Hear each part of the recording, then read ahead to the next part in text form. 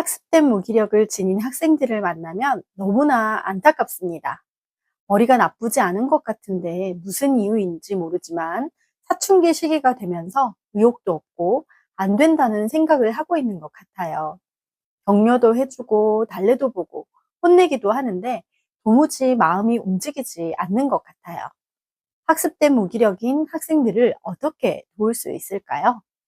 머리가 나쁘지 않은데도 사춘기에 접어들면서 의욕을 잃고 해도 안 된다는 생각에 빠진 학생들이 있습니다. 격려를 해도 또 달래도 혼내도 마음이 움직이지 않는 모습을 보면 정말 안타깝죠. 이 학생이 머리가 나쁜 것도 아닌데 왜 이렇게 아무것도 하지 않으려고 할까? 왜 시도조차 안 하고 이미 포기한 얼굴을 하고 있을까?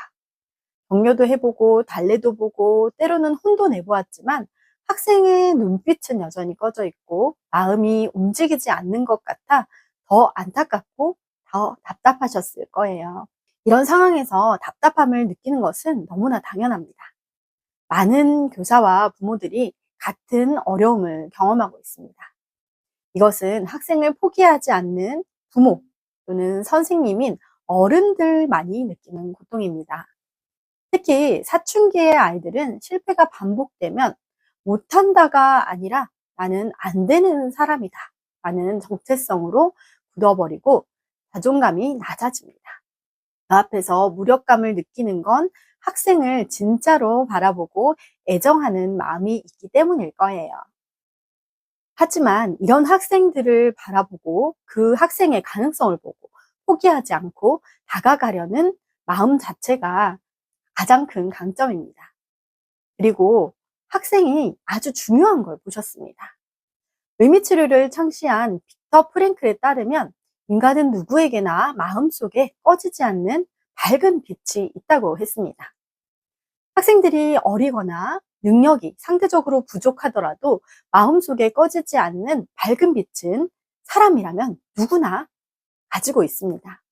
머리가 나쁘지 않은 것 같다. 이 말은 이 학생에게 능력은 있는데 포기해버린 상태라는 뜻이에요. 학습된 무기력은 지능의 문제가 아니라 난 해도 안 돼 라는 자기 신념의 문제입니다. 즉, 이 학생은 고칠 수 없는 아이가 아니라 다시 자신을 향한 믿음을 회복해야 하는 학생입니다. 문제는 학생들이 치열한 경쟁 상황에서 실패 경험 속에서 통제감을 잃고 아, 난 아무리 해도 소용이 없다 라는 신념을 갖게 되었다는 점입니다. 이것이 바로 학습된 무기력입니다. 학습된 무기력 학생들의 공통점은 이겁니다. 난 노력해도 소용이 없어. 어차피 난 안 돼. 이런 생각들을 한다는 것입니다. 이 학생들은 게을러서가 아니라 이미 마음속에서 너무 많이 패배해버린 상태입니다. 그런 상태의 학생들에게 넌 의지가 지금 너무 부족해 라며 괘씸해하는 마음으로 혹은 애정하는 마음으로 학생이 잘 되기를 바래서 무척 혼을 내는 어른들도 있습니다. 하지만 아직 정체성이 형성되지 않은 이런 학생들은 가정과 학교가 전부인 세계관 속에서 살고 있습니다.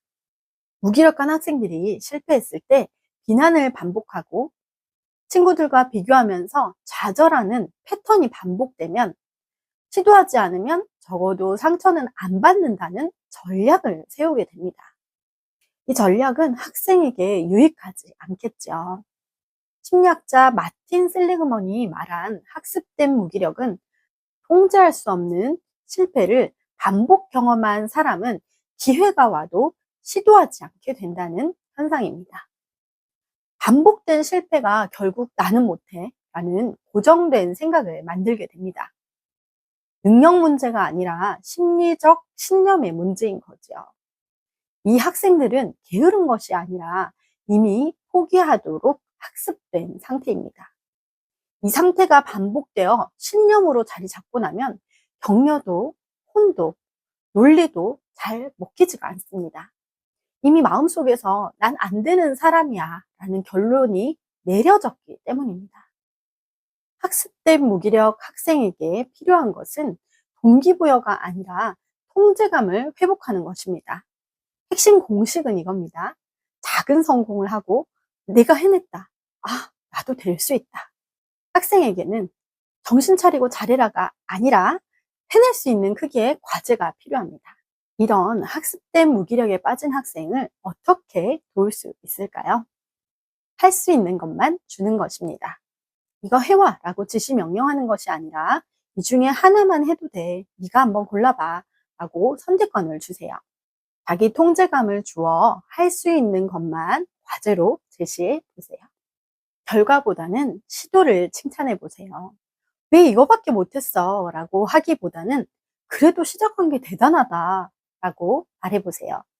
이미 무기력에 빠진 학생은 실패보다 시작한 것 자체가 기적입니다. 비교를 완전히 차단해 보세요. 루시는 했잖아. 너는 왜 못했니? 하며 상대평가하기보다는 너의 어제보다 오늘이 중요해 라고 말하며 절대평가를 해보세요. 어제보다 오늘, 오늘보다 더 나은 내일을 살게 되면 남과 비교하지 않고 매일 성장하는 삶을 살 수 있게 된답니다. 과정 기록을 만들어 보세요. 오늘 한 것 3가지를 적게 해보세요. 한 것에는 아주 사소한 것도 포함됩니다. 예를 들면 연필을 꺼낸 것, 문제 하나 풀어본 것, 수업에서 잘 버틴 것, 이런 것들을 한번 써보게 하세요. 학습된 무기력을 경험하고 있는 학생들은 자신이 한 것을 기억하지 못하도록 학습되어 있기 때문에 먼저는 오늘 한 것 3가지를 적는 것이 좋습니다. 이렇게 오늘 수업 끝까지 앉아 있었다, 문제 한 개 풀었다 같은 사소한 성취를 기록하며 자기 효능감을 회복할 수 있습니다. 그리고 이것이 습관이 잡히면 내가 나를 칭찬할 것 3가지를 써보게 하세요. 그리고 감사할 것 3가지를 써보는 것도 좋습니다. 공감과 정서적 지지를 먼저 해보세요. 무엇보다 중요한 것은 공감과 정서적 지지하기입니다.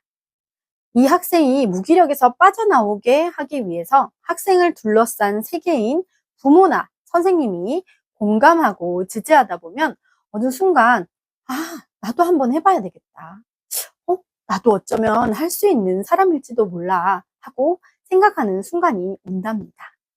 학습된 무기력을 말한 심리학자 마틴 셀리그먼은 자신이 무능하다고 믿는 순간 사람은 실제로 무능해진다 라고 했습니다. 이 학습된 무기력은 학생의 의지가 약해서가 아니라 너무 혼자 오랜 시간을 버텨왔다는 증거입니다. 학습된 무기력은 게으름이 아니라 마음의 굴레입니다. 이 학생에게 필요한 것은 채찍이 아니라 넌 아직 끝나지 않았어. 너도 할 수 있어. 라는 조용하고 강한 동행입니다. 우리가 작은 성공을 함께 발견해주고 곁에 있었다는 사실만으로도 학생의 인생은 이미 조금씩 다시 움직이기 시작합니다. 학생의 가능성이 꺼졌다고 느껴질 때 어른들은 다시 불을 켜는 일을 도울 수 있습니다. 오늘도 그 빛을 함께 지켜주셔서 감사합니다. 사랑합니다. 고맙습니다. 축복합니다.